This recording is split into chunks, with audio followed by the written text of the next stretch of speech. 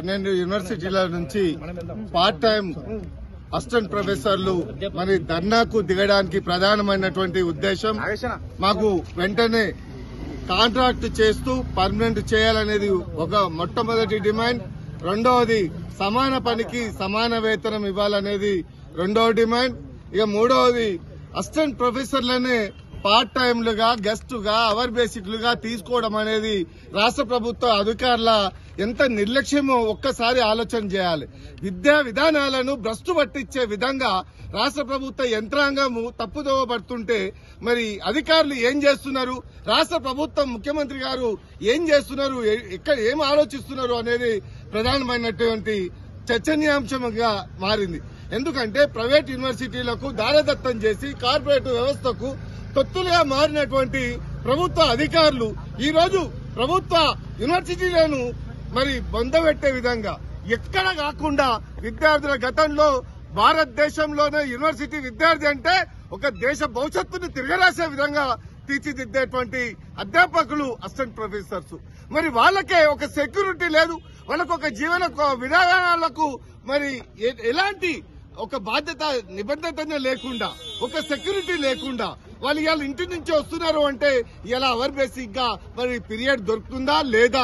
వారానికి ఒక 15 పీరియడ్లు అంటే అదేమన్నా అడ్డం మీద కూలీలా అసిస్టెంట్ ప్రొఫెసర్లు అంటే ఒక అధ్యాపకురాలు ఒక విద్యాబుద్ధులు నేర్పించేటువంటి టీచరు ఒక బాధ్యత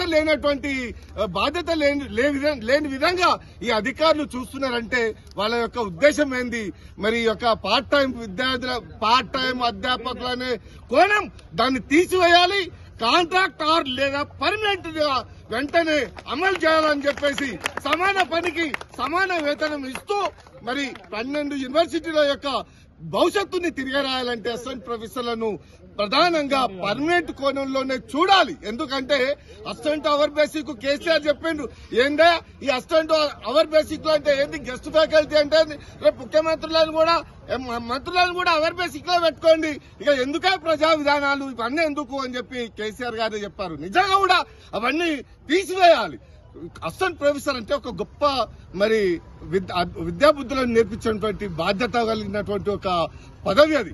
మరి అలాంటి వాళ్ళకే ఒక బాధ్యత, ఒక లైఫ్ సెక్యూరిటీ లేదంటే, ఉద్యోగ భద్రత లేదంటే వాళ్ళకే మరి ఇంటి నుంచి వచ్చిన తర్వాత మరి ఇవాళ పీరియడ్ ఉంటుందా లేదా అంటే విద్యార్థులకు ఎట్టి చాకరిగా చేపించుకుంటూ వాళ్ళని చదువు చెప్పించుకుంటుంటే వాళ్ళకి బాధ్యత అనేది, వాళ్ళకు ఒక గౌరవ వేతనం అనేది, ఒక సెక్యూరిటీ లేకపోవడం అనేది చాలా దౌర్భాగ్యం. వెంటనే కాంట్రాక్ట్ ఆర్ పర్మనెంట్ చేయకపోతే రాష్ట్ర వ్యాప్తంగా ఆర్ కృష్ణ గారి నేతృత్వంలో 12 యూనివర్సిటీల నుంచి పిల్లలతో సహా అసలు ప్రొఫెసర్లను కూడా మరి ఉద్యమానికి పిలుపునియడానికి సిద్ధపడతామని చెప్పి హెచ్చరిస్తున్నారు.